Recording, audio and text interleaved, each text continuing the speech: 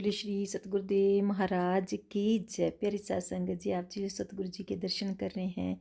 ये अजमेर राजस्थान में सतगुरु जी एक अपने अजमेर कुटिया में, जो कि वहाँ की सभी राजस्थान की, हरियाणा की सभी बहनों ने गुरु जी को भोजन कराया और वो भजन गा रही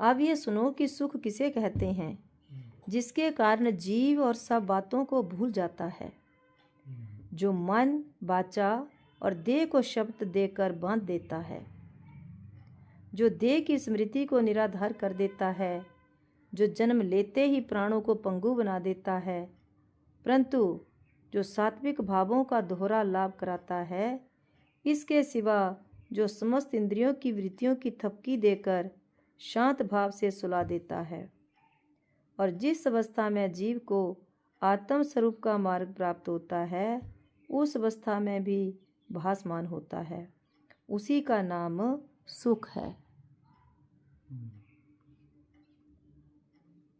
मतलब महाराज जी,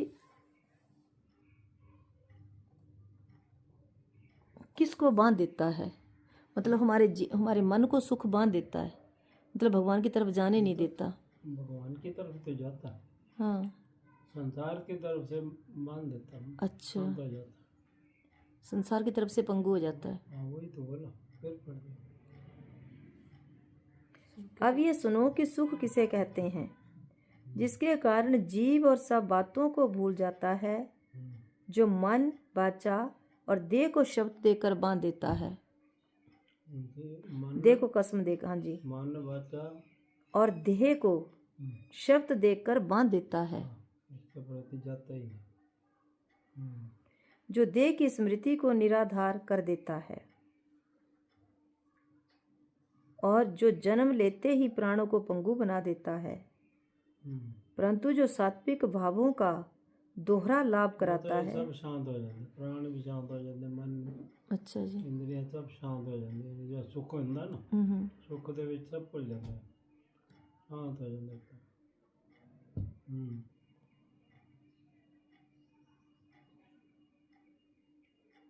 और जिस जी इसके सिवा जो समस्त इंद्रियों की प्रवृत्तियों की थपकी देकर शांत भाव से सुला देता है, और प्रवृत्ति भी रुक जाती है। और जिस अवस्था में जीव को आत्म स्वरूप का मार्ग प्राप्त होता है, उस अवस्था में भी भासमान होता है, उसी का नाम सुख है। अंतर्मुख चले जाता ना मन, तो फिर सब कुछ शांत हो जाता। वो ही मारो उधर जाता आत्मा का ज्ञान, उसी को सुख कहते हैं। और हे अर्जुन, जिस अवस्था में योग नहीं होता उसी को तुम पूर्ण रूप से दुख की अवस्था समझो। जिस समय योग नहीं होता, योग मतलब अपनी आत्मा तो नालिक नहीं होता। अच्छा वही दुख है ना, परमेश्वर दे भुलिया व्यापन दबे तो जी।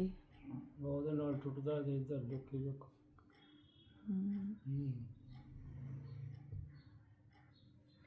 जब तक संकल्प विकल्प रहते हैं तब तक सुख कभी हो ही नहीं सकता।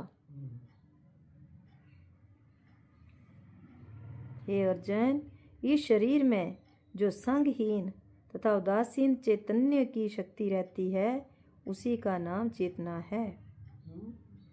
इस शरीर में जो संगहीन तथा उदासीन चैतन्य की शक्ति रहती है उसी का नाम चेतना है, जो नख से लेकर शिख तक सारे शरीर में समान रूप से जागृत रहती है, जो जागृति आदि तीनों अवस्थाओं में अखंड रहती है। तीनों अवस्थाओं में अखंड रहती है, जो मन और बुद्धि आदि में जीवता लाती है और उनको हरा भरा रखती है, जो प्रकृति रूपी वन की स्वयं बसंत लक्ष्मी ही है, जो सजीव और निर्जीव पदार्थों में भी अंश भेद से अर्थात कहीं कम और कहीं अधिक सदा संचार करती रहती है, वही चेतना है। निर्जीव में भी चेतना है, कम कहीं ज़्यादा। अब हाँ, एक बार आपने बताया था कि पत्थर में भी चेतना होती है। है ही वो तो जितने मन ज़्यादा प्रगट होते ज़्यादा पता चलता। पेड़ों का तो कहते ही हैं सारे। पेड़ तो महसूस करते नहीं, कोई उन्हें बड़े कट्टे तो दुख महसूस करते ही नहीं।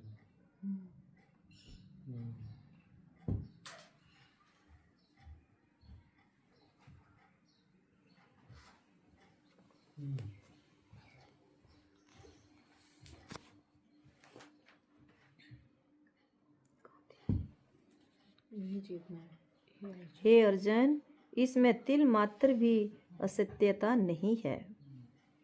हे अर्जुन, राजा को अपने सैनिकों का व्यक्ति अंश या अलग अलग ज्ञान नहीं होता, परंतु फिर भी उसकी आज्ञा पर किया अथवा शत्रु के चक्कर का पराभव करती है। अथवा जब चंद्रमा अपनी समस्त कलाओं से पूर्ण होता है तब समुद्रों में आप से आप ज्वार आती है। जब चंद्रमा समस्त कलाओं से पूर्ण होता है तब समुद्र में आप से आप ज्वार आती है। किसको कहते हैं ज्वार? मर जो भाटा जो आता है ऊपर एकदम पानी ऊपर। ज्वार कह रहे हैं, भाटा वो दूजा। अच्छा जी, ज्वार आती मतलब ऊपर चढ़ता पानी। हाँ जी, ऊंची लहर भी ऊंची होती, पानी भी 4-4 फुट ਉੱਚਾ ਹੀ ਚੜਿਆ ਹੁੰਦਾ, ਫਿਰ ਡਾਊਨ ਹੁੰਦਾ ਚਲਾ ਜਾਂਦਾ। ਉਹ ਭਾਟਾ ਜਵਾਰ ਤੇ ਭਾਟਾ। ਹੁਣ ਇਹ ਤੋਂ ਪਤਾ ਲੱਗਾ ਨਾ ਵੀ ਜਵਾਰ ਕਿਹਨੂੰ ਕਹਿੰਦੇ। ਜਦੋਂ ਪੂਰਨਮਾਸ਼ੀ ਹੁੰਦੀ ਉਦੋਂ बहुत ਵੱਡੀਆਂ लहरां समुद्र देखो कितने तक किनारे तक आ जाते। हाँ जी, मुझे बॉम्बे गए थे, हमने वहाँ देखा था। जब हम बॉम्बे गए थे जब देखा था कैसे हम देखे बिच एडे एडे पत्थर पे ना, सवेरे देखना सारे डुबण वाले होंगे, शामी फिर थल्ले इकट्ठे होंगे। ज्वार फट गया कि शरीर लेता रहता। इसकी अपेक्षा से उसको हम नाशवान नहीं कह रहे, लेकिन ब्रह्म ज्ञान की अपेक्षा से, ब्रह्म की अपेक्षा से, परमात्मा की अपेक्षा से वो भी खत्म हो जाए है, वो भी नाशवान। रुकना तो उतने भी नहीं। इसकी अपेक्षा से वो, उसकी अपेक्षा से वो, इसीलिए कहीं कहीं इसको कहना पड़ता है, कहीं इसने परा प्रकृति बोली। अभी अब परा प्रकृति बताएगा क्या है। ये अपरा प्रकृति है। अव्यक्त एक अव्यक्त एक व्यक्त। व्यक्त मतलब जो दिखाई देगी, एक अव्यक्त वो भी जिक्र करेगा। अव्यक्त प्रकृति किसको कहते हैं? है सारी प्रकृति। प्रकृति पूछ रहे थे। हाँ जी, अव्यक्त अव्यक्त प्रकृति। हाँ अभी तो जो हाँ जी, अभी इसने अव्यक्त प्रकृति पूछा हाँ, महाराज जी। खेत्र खेत्र खेत्र। मतलब सारे खेत का ही काम है। और कर्म जो करना ये जो मन बुद्धि द्वारा ही है ना सारा। ये सारा खेत्र ही है। महाराज जी, ये अव्यक्त प्रकृति और व्यक्त प्रकृति और अपर क्या था, अपरा अपरा प्रकृति और परा प्रकृति, ये सेम नहीं है? सेम ही है। हाँ जी, अव्यक्त प्रकृति को हाँ, परा प्रकृति और पर प्रकृति को अपराध ये जो व्यक्त है, जी। व्यक्त है व्यक्त।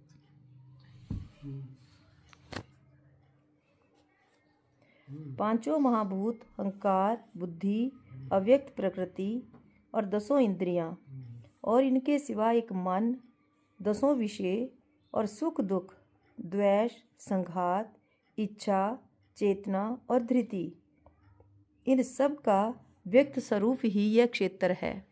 व्यक्त जी। मैंने क्षेत्र के तत्वों की यह नामावली तुमको बतला दी है। अब मैं तुमको अलग अलग यह बतलाता हूँ कि महाभूत कौन है, विषय कौन है और इंद्रियों का क्या स्वरूप होता है। पृथ्वी, आप, तेज, वायु और आकाश, इन पांचों को महाभूत समझना चाहिए। और जागृति की अवस्था में जिस प्रकार स्वप्न की अवस्था प्रौढ़ अवस्था के पास पहुँचे हुए लड़कों में जिस प्रकार तारुण्य दबा हुआ रहता है, अथवा बंद कली में जिस प्रकार सुगंध बंद रहती है, अथवा लकड़ी में अग्नि जिस प्रकार गुप्त रूप से निवास करती है, उसी प्रकार जो प्रकृति या माया के पेट में छिपा रहता है और फिर शरीर को रुधिर आदि धातुओं में छिपा हुआ ताप कुपथ्य के निमित्त की प्रतीक्षा क्या करता है, और कुपथ्य का यह निमित्त प्राप्त होते ही तत्काल रोगी का अंदर और बाहर सब कुछ व्याप्त कर लेता है।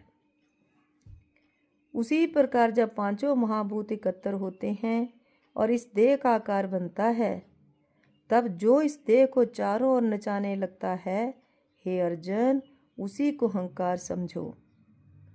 इस अहंकार की बातें बहुत ही विलक्षण हैं। यह अज्ञानी लोगों के पीछे तो बहुत ज़्यादा नहीं लगता, परंतु ज्ञानी लोगों को खूब जोर से आलिंगन करता है।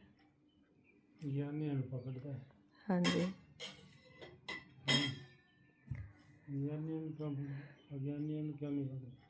माँ जी, अज्ञानियों तो नहीं पता, ये भी है ही अज्ञानी, तो इसको पकड़ के क्या करेंगे। तो ज्ञानियों को बहुत वो पकड़ में, अज्ञानी पकड़ में नहीं आता ना ज्ञानी महाराज जी, इसलिए वो ज़्यादा पकड़ने की कोशिश करता है। कौन? अहंकार। हाँ, अज्ञानियों नो अहंकार ਜਿਹੜਾ ਹੈ ਨਾ, ਅਗਿਆਨੀਆਂ ਨੂੰ ਅਗਿਆਨੀ ਤਾਂ ਉਹਨੂੰ ਮੰਨਦੇ ਨੇ, ਅਗਿਆਨੀ ਉਹਨੂੰ ਮਾਰਨਾ ਚਾਹੁੰਦੇ ਨੇ ਅਹੰਕਾਰ ਨੂੰ। ਹਾਂ, ਇਸ ਕਰਕੇ ਉਹਨਾਂ ਹੋਰ ਕੁੱਟ ਕੇ ਬੋਲਦਾ ਮੈਨੂੰ ਕਿਉਂ ਮਾਰਦੇ। ਅੱਛਾ ਜੀ, ਗਿਆਨੀ ਦਾ ਅਹੰਕਾਰ ਖਤਮ ਕਰੇਗਾ ਨਾ।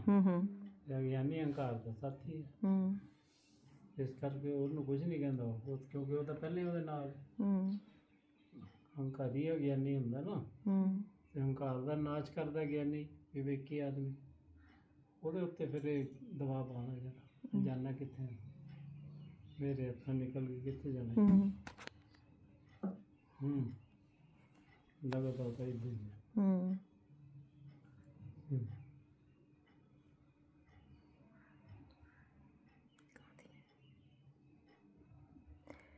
परंतु ज्ञानी लोगों को खूब जोर से आलिंगन करता है और उन्हें आने के प्रकार के कष्ट। ਜਿਹੜੇ ਲੋਕ ਸਮਾਧੀਆਂ ਲਾਉਂਦੇ ਨੇ ਕਾਹਦੇ ਹੱਥ ਅਹੰਕਾਰ ਨੂੰ ਮੁਕਾਉਣਾ ਸੇ ਲੱਗੇ ਹੁੰਦੇ ਨੇ ਜੀ।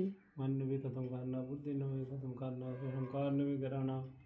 ਉੱਥੇ ਆ ਕੇ ਫਿਰ ਉਹ ਦੇਵਤੇ ਆ ਕੇ ਉਹਦੀ कष्ट भंग करते हैं, ਸਾਧਨਾ ਨੂੰ ਭੰਗ ਕਰਦੇ ਨੇ। ਇਹ ਇਹਨੂੰ ਸਾਨੂੰ ਪਤਾ ਹੋਵੇ ਸਾਨੂੰ ਕਿੱਥੇ ਛੱਡ ਕੇ ਜਾਏਗਾ।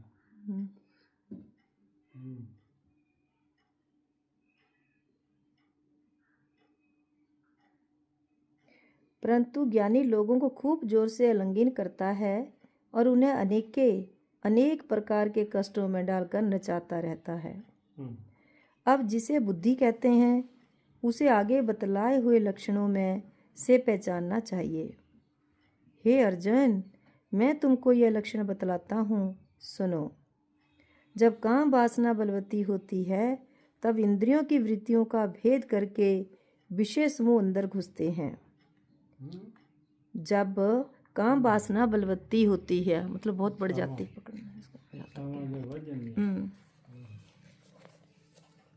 बलवती होती है तब इंद्रियों की वृत्तियों का भेद करके विषय समूह अंदर घुसते हैं। इसके उपरांत जीव को सुखों और दुखों का जो अनुभव करना पड़ता है, उस व्यवहार में सुख और दुखों की जो ठीक ठीक नाप जोख करती है, जो इस बात का निर्णय करती है कि ये सुख हैं और ये दुख हैं, ये पुण्य है और ये पाप है, ये भला और ये बुरा है, जिसकी सहायता से अच्छे बुरे बड़े छोटे आदि का ज्ञान होता है और जिसकी दृष्टि के द्वारा जीव को विषयों की परख होती है, जो ज्ञान तेज का मूल कारण और सत्व गुण की बढ़ती बढ़ती अवस्था है, जो जीव और शिव का संबंध स्थापित करती है। हे अर्जुन, उसी को बुद्धि समझना चाहिए। जीव और शिव का? हाँ जी महाराज जी, जो जीव और शिव का संबंध स्थापित करती है। बुद्धि, जड़ी बुद्धि मतलब जीव और ब्रह्म की एकता ही हो गई ना महाराज जी। संबंध करती है। हाँ, संबंध स्थापित करती है। दोनों में संबंध वैसा ही जीव बनेगी। हाँ जी, मतलब जिस बुद्धि में ये जानने की शक्ति है वही ठीक है जी। जो ज्ञान तेज का मूल कारण और सत्व गुण की बढ़ती बढ़ती अवस्था है, जो जीव और शिव का संबंध स्थापित करती है। हे अर्जुन, उसी को बुद्धि समझना चाहिए। तीक्ष्ण बुद्धि की बात कर रहे हैं। ज्ञान प्राप्त करना। हाँ जी। अब अव्यक्त प्रकृति के लक्षण सुनो। अव्यक्त कौन सुन ले? अव्यक्त प्रकृति का सांख्य शास्त्र और योग शास्त्र के मतों के अनुसार प्रकृति के जो दो प्रकार हैं, वे पहले 7वें अध्याय में तुमको बतलाए जा चुके हैं। उनमें दूसरी परा प्रकृति, ये आ गई ना हमारे जो परा प्रकृति, और दूसरी परा प्रकृति जो जीव दशा यानी ज्ञान देवी है। जीव दशा, बीच में जीव पना जी, उसी का यहाँ दूसरा नाम अव्यक्त है। जिस प्रकार रात्रि का अंत होते ही सब नक्षत्र आकाश में ही लुप्त हो जाते हैं, मर्जी की लेना, अथवा जिसका अंत होने पर जिस प्रकार प्राणी मात्र का चलना फिरना बंद हो जाता है, अथवा हे अर्जुन, जिस प्रकार देह के नष्ट होने पर किए हुए कर्मों में देह आदि समस्त विकार गुप्त रहते हैं, अथवा जिस प्रकार बीज के स्वरूप में सारा वृक्ष गूढ़ स्थिति में समाया जाता है, अथवा जिस प्रकार तंतु वस्त्र के रूप में रहते हैं, उसी प्रकार समस्त स्थूल धर्म छोड़कर महाभूत और भूत सृष्टि लय को प्राप्त होकर सूक्ष्म रूप से उसमें निवास करती है। अब आगे ना दोनों, स्थूल सूक्ष्म दोनों ही आगे ना। अव्यक्त प्रकृति में जीवपन, हाँ, स्थूल ये समझा मेरे को। बताओ कुछ। क्या नहीं समझे? अव्यक्त प्रकृति मतलब जीवपना आ गया। हाँ, अव्यक्त जैसे इन्होंने परा प्रकृति बताया ना, वैसे ही हो गया ना, है ना महाराज जी। इसी प्रकार का आत्मबोध अष्टावक्र के उपदेश से राजा जनक को भी हुआ था। आप सभी जानते हैं क्योंकि सबने सुना है। जिसके अष्टावक्र ने परीक्षा लेकर उसे सत्य प्रमाणित किया कि तुझे तो ज्ञान हुआ है, वह सही है। जिन जिन ज्ञानियों को आत्मबोध हुआ उन सब की एक ही अनुभूति रही है और वह है अद्वैत। और अद्वैत ये केवल हम अपने आप नहीं जान सकते इस युक्ति को, ये केवल हमें सतगुरु के द्वारा ही इस युक्ति को व्यक्ति जान सकता है, अन्यथा कोई व्यक्ति नहीं जान सकता। इसलिए सतगुरु का हमारे जीवन में अत्यधिक महत्वपूर्ण जरूरी है, क्योंकि सतगुरु ही हमें वो राह, वो युक्ति बताते हैं कि इस पथ पर चलेंगे तो कांटे हैं, इस पथ पर चलेंगे तो तुम्हारा कल्याण होगा। इसलिए कहा गया है कि तुम जीवन में अवश्य ही गुरु धारण करना चाहिए। अगर बहुत बड़े बड़े जो ऋषि मुनि हमारे वेदांत में सब जगह कहा है, गीता में भी कहा है कि जो निगुरा व्यक्ति होता है, जिसने गुरु दीक्षा नहीं ली होती है, उसके हाथ का पानी तक नहीं पीते हैं। इसलिए प्यारी साध संगत जी, कभी भी निगुरे नहीं रहना चाहिए। और प्यारी साध संगत जी, हमारे सतगुरु हमें यही बताते हैं कि जो कुछ भी देखने और सुनने में आता है वह ब्रह्म के अतिरिक्त और कुछ भी नहीं है। तत्व ज्ञान हो जाने पर जगत अद्वैत सच्चिदानंद स्वरूप ब्रह्म ही प्रतीत होने लगता है। आत्मा सर्वव्यापक है। इन्हीं शब्दों के साथ मैं अपनी वाणी को विराम देती हूँ। बोलिए श्री सतगुरुदेव महाराज